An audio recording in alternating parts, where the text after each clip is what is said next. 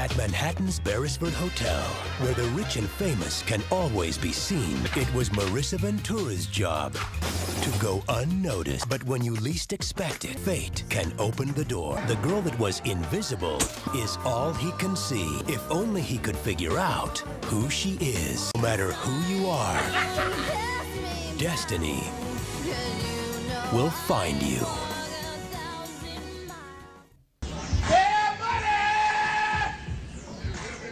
Hi there guys, I hope you're well. Welcome back to my channel called Blast and the Past, and this time around I have a DVD review of the film Maid in Manhattan from 2002 starring Jennifer Lopez and Ralph Fiennes.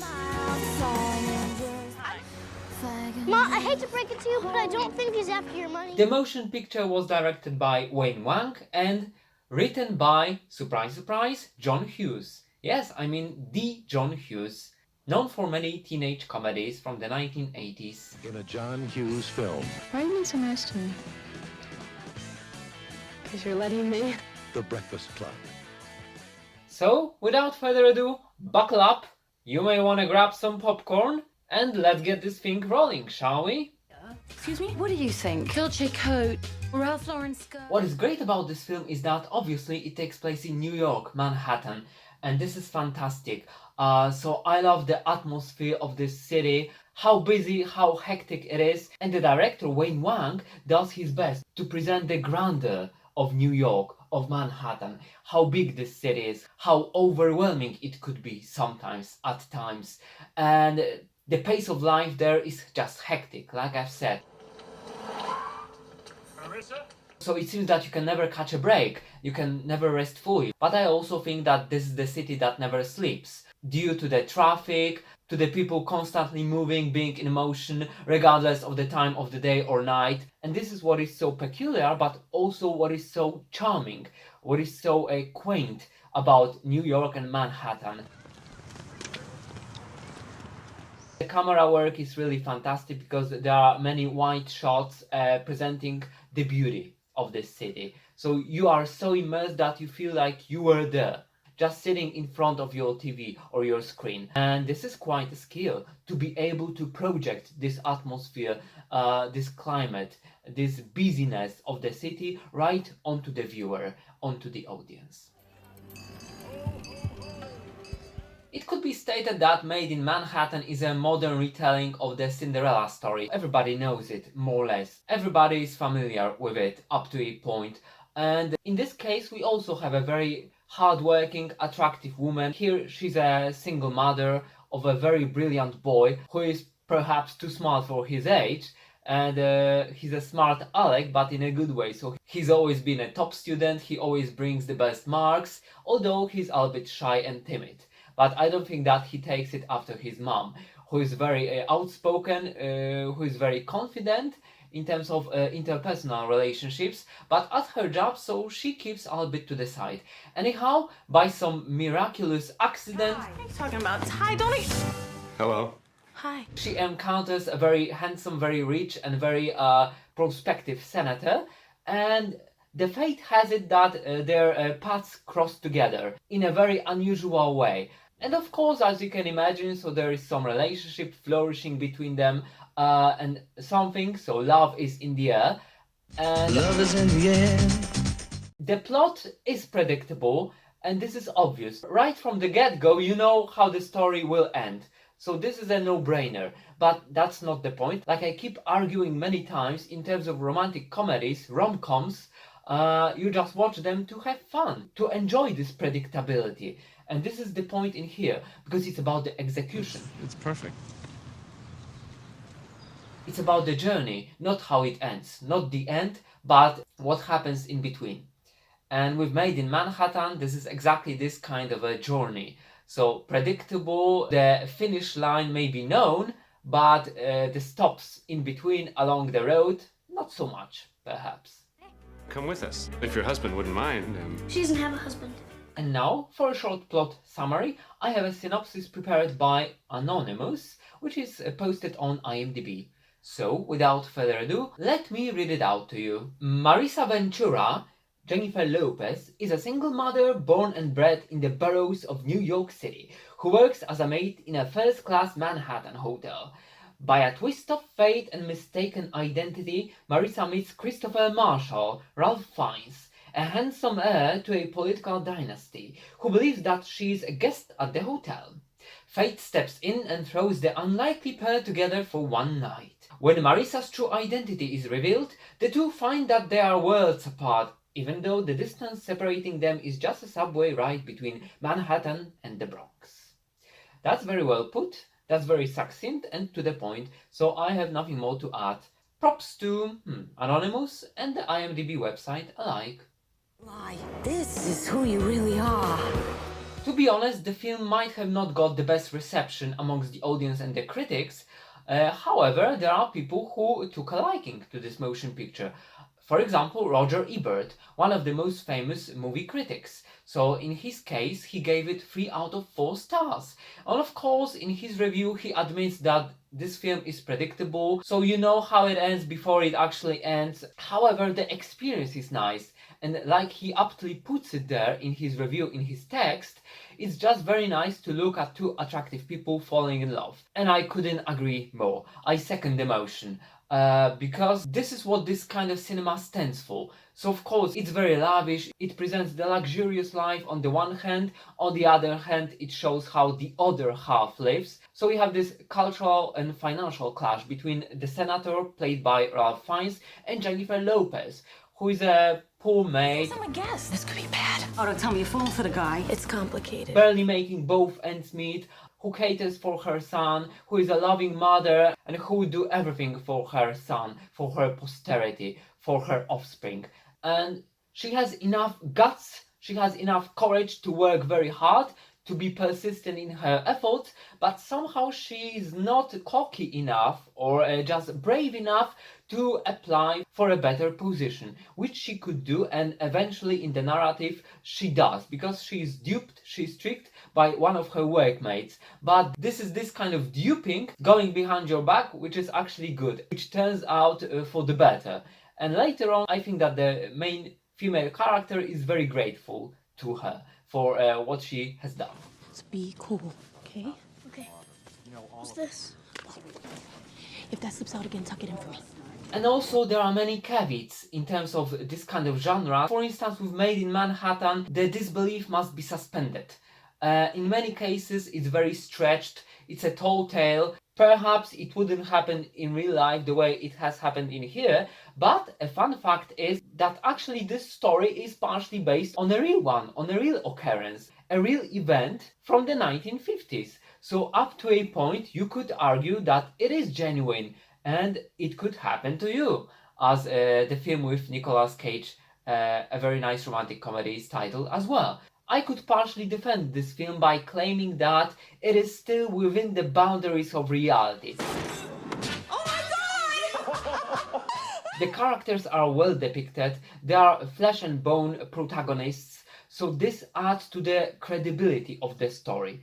And like I've said, it is just a one big accumulation of extraordinary events on the one hand, but on the other hand, so when you think about it from this realistic point of view, let's say that it could happen, although the probability is very slim. Probably it's slim to none, so there is a fat chance. However, like I've said, it's allegedly based on true events, on a true story, and it did happen. Maybe not exactly like it's portrayed in this film, but some of it is true. So if you take this motion picture with a pinch of salt, and if you just turn a blind eye on some liberties which the writer took, obviously, so I think that you will enjoy this cinematic ride. Who's this? I'll tell you who she is, and she isn't like anyone I've ever met before. Perhaps pairing up Ralph Fiennes and Jennifer Lopez may not be the best match ever in the history of Hollywood. However, on the other hand, I think that there is some chemistry between them, so it's not like it doesn't work completely. Of course, like I said, so even in the romantic com genre, there have been better matches, there have been better pairs, better duos. But in this case, so we have a handsome guy, we have a very attractive woman, Jennifer Lopez was in her 30s, in her early 30s at that time, I believe something around 32 or 3. Ralph Fiennes perhaps a little bit older. Nonetheless, it works. So maybe there are not too many sparkles, but the chemistry is still strong enough for us to believe that this could happen to them. And as you can imagine, the film is well played. So even if the actors and actresses maybe they are not the best choices when you think about those kind of roles, and I'm referring to Ralph Fiennes per se, still it works.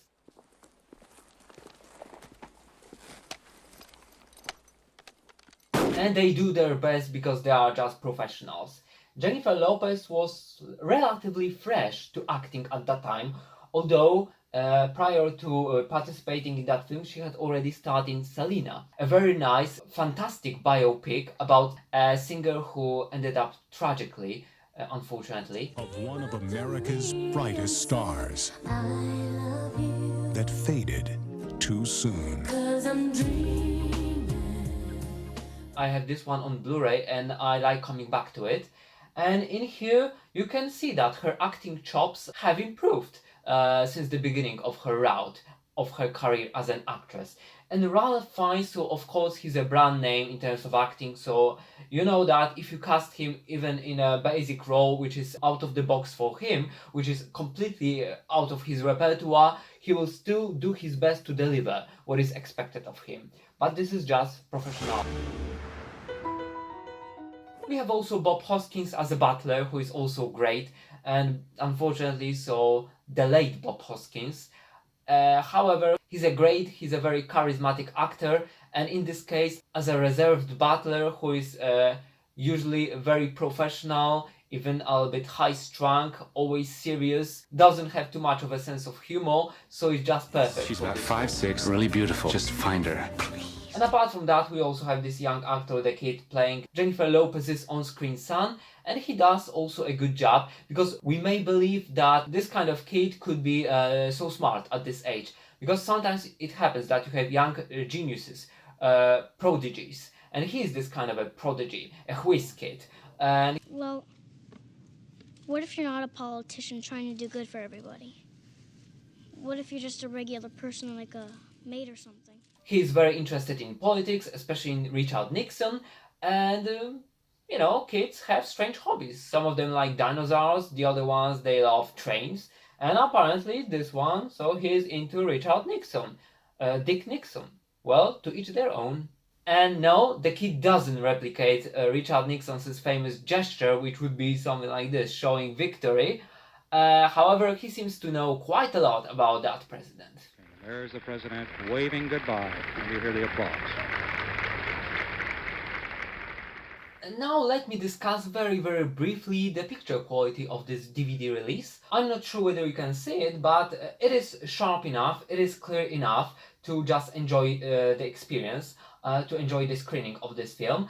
And this is what I'm talking about. So although it's only a mere DVD release, so for example in this case, so you can see the details on this clock when she's punching the clock, so punching her card to register the time of starting of the day at work.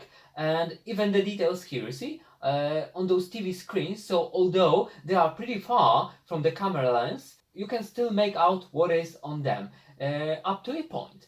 And I know that this film has been released on Blu-ray, and I remember that in the past I was very close to buying it, but eventually I didn't. But I've made the amends, partially because I have this DVD release right now, and I'm very satisfied with it, because apart from the picture itself, which is a very enjoyable romantic comedy, also the picture quality is fine. So it's on a par of a typical, good, decent DVD release. Nothing to write home about, nothing to elaborate on, but it definitely doesn't distract you from watching this film. And I think that's the main point. There may not be any fireworks visually wise, however, it delivers what it is supposed to deliver, and that is the point, I think. So definitely recommended for your collection if you are into DVDs. You gotta play the game. I'll make you a deal. Unfortunately, this film doesn't boast the best IMDb rating either, because it's around 5.3 out of 10, which is very mediocre, very average. But I think that the film deserves more, because again, it delivers what it's supposed to deliver. It doesn't promise you any breakouts, any revolutions in terms of the narrative, and you know what you get, you know what you are in for. Nonetheless, despite of its predictability, it's just so charming, so lovely, filled with so much positive energy, and there is love, there is affection, there is a little bit of a plot twist in the middle, although even this plot twist is highly predictable, because once again it's like a modern retelling of the old Cinderella story, which actually never gets old. And in the case of this film, Made in Manhattan, adapting that old tale into a new film, into a modern setting, that was a good idea. And we could say that it was a bullseye, because all the elements typical of this genre, for better or worse, are featured in this film as well. I only came to tell you that this can't go anywhere beyond this evening. And you should have worn a different dress.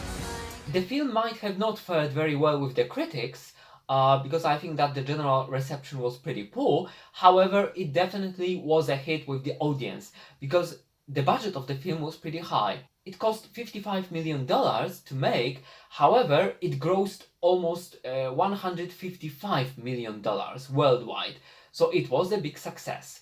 And probably it was also to the star power of Jennifer Lopez and Ralph Fiennes, and also I think that just the setting of the film, it was and still is very catchy, very attractive to the audience, because I think that many people have a weak spot for New York and for Manhattan, especially those who are not born in the States and those who do not reside there. Because of course, if you know the backstage of that, if you live there on a daily basis, so it's like living at the seaside. The beach is nothing special anymore. However, for people who go there only occasionally, on holiday for example, so this is quite a treat. And I guess that this is something like that in this case, in the case of this motion picture. So that's why I admire this atmosphere, this hectic pace of life, this breakneck pace. People just clamoring, moving almost mindlessly, like on an autopilot, to their workplaces and from their workplaces back, holding two jobs. So to me it has this great charm. But of course I don't live in New York, so I wouldn't know how it is on a daily basis. Perhaps after some time you would be fed up with it. But this is just me, so I have a soft spot for this kind of setting, and I think that many people also did at the time of the release of this film. Hence its big success. And also I think that there was a fad for romantic comedies. Simple but not simplistic, predictable but in a good way, uplifting and putting you in high spirits, in a good mood after a hard week at work. Just you could go to the cinema, relax, look at a flourishing romance between two very attractive people, and that's the bottom line, I suppose. Just having fun, switching off your brain and enjoying the spectacle. And this is exactly what I did whilst watching this film. No, you know what, Chris? You're in a hurry, okay? He doesn't have time. No, you know what? He's in a hurry. I'm fine. Wayne Wang, the director of Made in Manhattan, is a very interesting filmmaker, because previously he directed rather more ambitious films. For example, A Smoke with Harvey Keitel. You can't share your secrets with your friends, then what kind of friend are you? Smoke. Brooklyn Boogie, again with Harvey Keitel, which was either a direct sequel or a spiritual sequel to Smoke. Back, cha cha cha. Let him a little bit of kindness. This is New York. Blue in the face. And later on he turned his side to this more mainstream cinema. So we have Made in Manhattan in 2002, and reportedly a very nice comedy called Last Holiday from 2005, if I'm not mistaken. So as you can see, I also have it on DVD. And Queen Latifah. Next time we will laugh more, we'll love more, we just won't be so afraid. Last Holiday. The average rating of this motion picture, I think, is pretty high, much higher than for Made in Manhattan. I'm also planning on giving it a go, but later on, everything in its own time, step by step. But during the screening of this film, it is very noticeable that we have a professionalist at the helm of this project.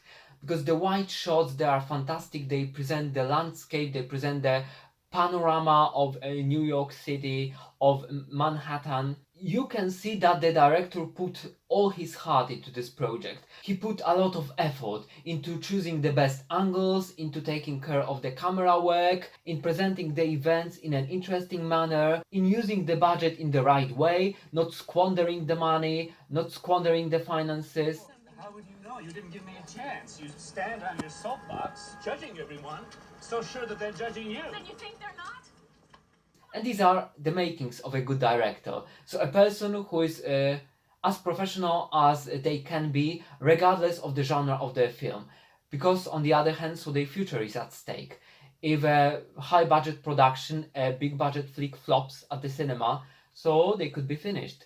Because in Hollywood, there is this one golden rule. You are only as good as your last film or your last performance. And it applies to actors, actresses, but also to the directors and the screenwriters. So that's why, although it may seem like an easy life and an easy job being an actor, a performer, a celebrity, a person in the Hollywood biz, on the other hand, on the flip side, it may be very, very stressful. Because one flop, one mistake, and you could be finished, you could be done, regardless of your best effort. And even if your work develops a cult following later on, so it may be just too late to salvage your career. This is for you. Come here. Thank you. Bye. Let's go. It's from my nanny. But in the case of Wayne Wang, I think that he's doing pretty fine. I don't think that recently he's directed any significant motion picture, but maybe he has just decided to focus on something else and he's not interested in Hollywood anymore. It's hard for me to say. But to cut the long story short, this one, it was definitely a success in terms of the box office performance. So props to the director for having done his best. The soundtrack of the film goes hand in hand with what is shown on the screen. The music portrays everything perfectly. The composer was a good choice in terms of the people standing behind this motion picture. So I have nothing else to add. Really, when you have such a great concoction, such a great blend, a hodgepodge of different elements which are perfect, so it's hard not to have a very good outcome, a very good final end result. And in the case of Made in Manhattan, so all the elements, all the ingredients of this recipe, on paper they worked fine, and in practice they worked equally well. And that's why the final product is worth recommending, especially for the fans of this genre. So if you like a good romantic comedy, just give it a go, hesitate no more. I certainly didn't hesitate, and I'm very pleased with that screening which I had of this film. So I can't promise you anything, I can't make any promises, but I'm pretty sure that if you fulfill those criteria, you will be satisfied with this film. Come on, Rufus, just pee, come on, because I have stuff to do. Pee, lift your leg. Jerry Siegel. As always, guys, I have some pieces of trivia from IMDb, and here goes the first one. It's about Ralph Fiennes, who is featured actually in this scene, and it says that Ralph Fiennes admitted that he regretted making this movie. Oh, that's a shame. Because whenever you think of romantic comedy, so usually the actors and the actresses, the crew, they have fun on the set of the filmed motion picture. In this case, he is just sorry that he started in this kind of genre. It is not a very demanding material, so I don't think it was up his alley from the get-go, from the very start. But probably the paycheck must have been very nice, and that's why he agreed to star in this film. So that's the only reason. But very often it happens that actors simply regret having made such and such film, like Robin Williams with The Bicentennial Man, and this film is appreciated and loved by many, many fans. Maybe not during the premiere, maybe not right after, but later on, like by myself. So this is just the way the cookie crumbles, isn't it? And another piece of trivia, which I have briefly touched upon earlier, so it's regarding John Hughes. Story writer John Hughes requested that his name be removed from the credits as the finished product had very little of his original script, which was set in Chicago. His pseudonym Edmond Dantes comes from the title character of The Count of Monte Cristo by Alexander Dumas. Hughes used the same credit in Beethoven from 1992 and Drillbit Taylor from 2008. And the final piece of trivia for today. This one is pretty interesting. The film is loosely based around a true story. In 1959, Stephen Clark Rockefeller, son of New York Governor Nelson Rockefeller, married Anne-Marie Rasmussen, a maid who had worked at his family's Manhattan hotel. As you can see, it could happen to you. So it is based on true events. It is genuine up to a point, but it says that it's loosely based, so probably the writer took lots of liberties whilst adapting the real-life story into this flick, I suppose. Okay, I'll handle it. Walk to the park. I'll get Rufus and Jerry and we'll catch up. In terms of Jennifer Lopez and her acting career, so this film was released just 1 year prior to the big debacle which tarnished J-Lo's reputation for many years, and I'm referring to the film called Gilly from 2003. Ben Affleck, Jennifer Lopez. Every relationship has a fallen account, huh? That's right. In which she starred with Ben Affleck, and I have never seen this film, but it's so infamous that actually it finished the career of the director, and that's a shame. I don't know how bad it is. I don't have any first-hand opinion regarding that, but if you just have a look at the average ratings of Gilly, so it is a disaster. It must have been a disaster, obviously. However, Jennifer Lopez managed to come back to the limelight because later on she started slowly rebuilding her career. Because she starred, for example, in 2005 in Monster-in-Law. This is another romantic comedy which I have already reviewed. It's predictable, that there is nothing revolutionary, no breakthroughs of any means. So if you take that into account and you like the genre, so it's a well-made film. And if you watch my reviews regularly, so you know that I kinda liked it. It was nothing special, nothing spectacular, however it did its job. And this is exactly the case with this film. It does its job. It does what it is supposed to do. So just provide a few laughs, provide a very uplifting story, lets you forget about your problems and strifes just for 1.5 hours. You may kick back and enjoy the beauty of this spectacle of this show, no matter how realistic or unrealistic it is at its premise, at its core. To be invisible. I had no idea anyone was here.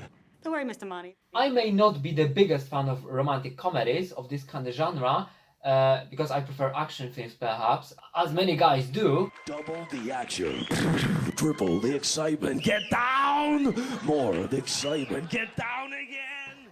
On the other hand, so sometimes every now and then, this kind of a film is also like a good remedy for bad mood, and the power of this film, generally of this genre per se, lies in its simplicity. Sometimes just less is more and less is better. So the less complicated the narrative, the less complicated the plot, the storyline, the better it is for the motion picture. It works to its advantage, for its benefit. And this is the case with Maid in Manhattan. It works like a charm. The chemistry between the characters, the pretty likable protagonist together with the kid, which sometimes in terms of films starring kids may be problematic. In this case, there is no clash whatsoever. You just root for the main female lead, and that's the point, I think. To sympathize with her and to wish her all the best. And you know that she's gonna achieve it, but you don't know when and how. And in order to see how it progresses the story, you just have to give it a go. Which I highly recommend, if I may say so. I would say that rarely can you go wrong with feel-good movies, because usually they do not try to reinvent the wheel, but they just come up with the run-of-the-mill formulas which are tested, which the directors, the screenwriters, the people behind the motion pictures know that will work in practice.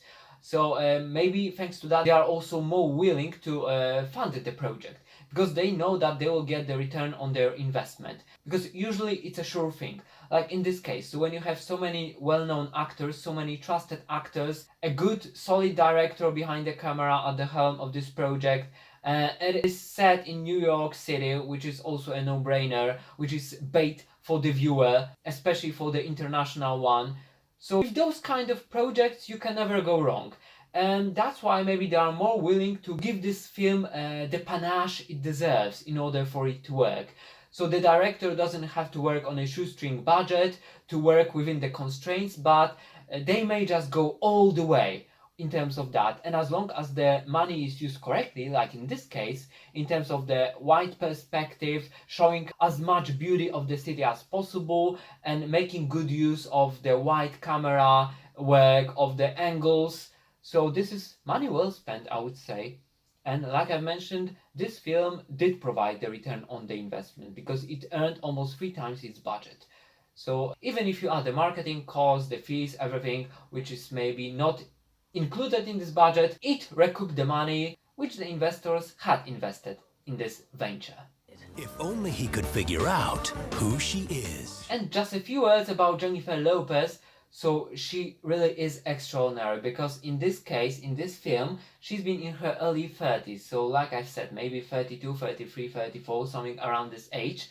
And right now, so I think that as of 2023, she's around 53 years old. And recently I've seen Jennifer Lopez in this Amazon Prime Studios film called Shotgun Wedding. Stop shooting your sister! And she looks very attractive in terms of her silhouette, in terms of her body, in terms of her rear parts and the front parts. So this is admirable. That of course she has aged because it's been so many years, 20 years since the premiere of that film.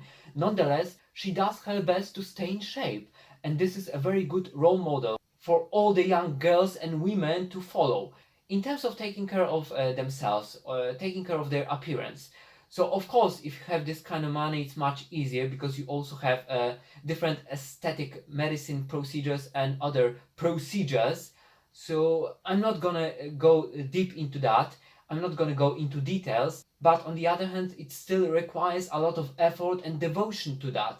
So I know that we currently live in this cult of the body era, in this epoch, but it is not only about the looks. Never judge a book by its cover, but also if you look healthy from the outside, so very often you are healthy on the inside also, inside your body. Sometimes it doesn't translate verbatim, one-to-one, like this, like I've just explained it, but if somebody takes care of themselves, so you know that they have self-discipline, they have strong willpower, and with Jennifer Lopez, so regardless of all the facets, all the aspects of different procedures which might have or might have not taken place, we don't know that for sure. This is a very good example, a role model. I just want to ask, is that genetics or is it like Pilates? And props to her for having the willpower, the energy, the patience, the devotion, the commitment to still stay in shape, physically and mentally, and being as sharp as a knife, and also looking sharp, looking very ravenous, very beautiful, very pretty. So I just wanted to mention that because I think that it's worth spreading a good word about, and it's also worth putting in a good word for Jennifer Lopez just for that. So kudos to her. Won't work. Why? Too many steps. Also guys, please let me know should you want me to review some other films starring Jennifer Lopez. Because, for example, I like The Wedding Planner with Matthew McConaughey. Jennifer Lopez. Do you ever think about that night in the park? Matthew McConaughey. I do, all the time. The Wedding Planner. Also, I think that it was a very nice romantic comedy. And also the motion picture Enough. Self-defense is not murder. Enough. In which she delivers a much more dramatic and serious performance.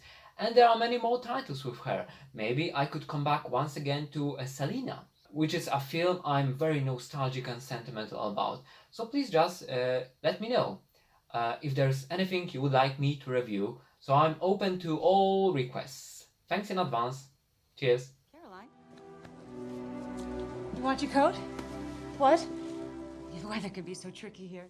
As Roger Ebert has skillfully put it in his review of Maid in Manhattan, there won't be a person in the audience who can't guess exactly how it will turn out. Yet, it goes through its paces with such skill and charm that, yes, I enjoyed it. And so did I. So did I. I second the motion. People, heads up. As always, thank you very much for your attention. I hope that you have enjoyed this review. If you have liked it, please give this video the thumbs up, share your comments with me on my review on the film itself, on Jennifer Lopez as an actress, not only a singer, in the comment section below under this video clip. And if you are not subscribed to this channel, please subscribe to it. Thank you very much for your attention, and I'll catch you up next time. Cheers!